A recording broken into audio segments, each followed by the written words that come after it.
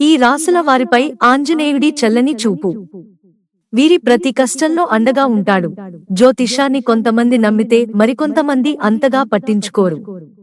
అయితే మన రాసులను బట్టి గ్రహాల ప్రభావం ఉంటుందని చెబుతుంటారు. ఈ ప్రభావం వల్ల కొన్ని రాసులకు మంచి ఫలితాలు దక్కితే మరికొన్ని రాసులకు అశుభ ఫలితాలు కలుగుతాయి. హిందూ దేవుళ్లలో ఆంజనేయుడి ప్రత్యేకత వేరు. హనుమంతుడిని ధైర్యానికి ప్రతీకగా పరిగణిస్తారు.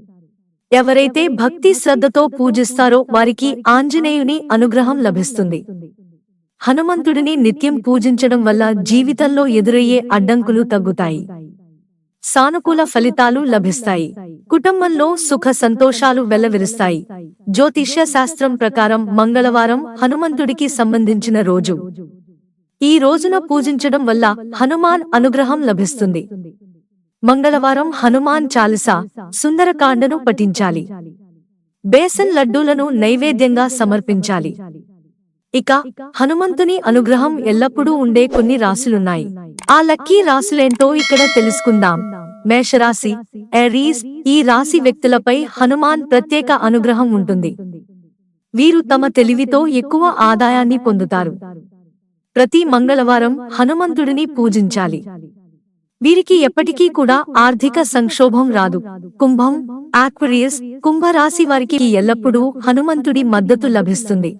ఏ పని తలపెట్టినా విజయం వరిస్తుంది. ధనలాభాలు కూడా ఉంటాయని నమ్ముతారు. తద్వారా ఆర్థిక పురోగతి సాధిస్తారట. ఈ రాశి వారికి ఏ కష్టము కూడా దరిచేరనీయడు. వృశ్చికం, స్కార్పియో. వృశ్చిక రాశి వారికి కూడా ఆంజనేయుడి అనుగ్రహం ఎల్లప్పుడూ ఉంటుంది. మంగళవారం నాడు హనుమంతుడిని పూజించడం వల్ల ఆర్థిక శ్రేయస్సు కలుగుతుంది.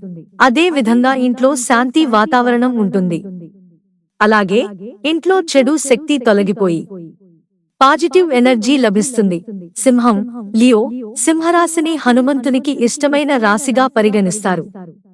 ఈ రాశి వారిపై బజరంగబలి ప్రత్యేక ఆశీస్సులు ఉన్నాయి. ఈ రాశి వారు ఏ పని చేసినా హనుమంతుని దయతో వారు ఖచ్చితంగా విజయం సాధిస్తాడు. వీరి కష్టాలన్నింటినీ ఆయన తొలగిస్తాడట. సంపద, శ్రేయస్సు వీరి సొంతం. మిత్రులారా, ఛానల్ సబ్స్క్రైబ్ చేసుకోవడం మర్చిపోకండి. ధన్యవాదాలు.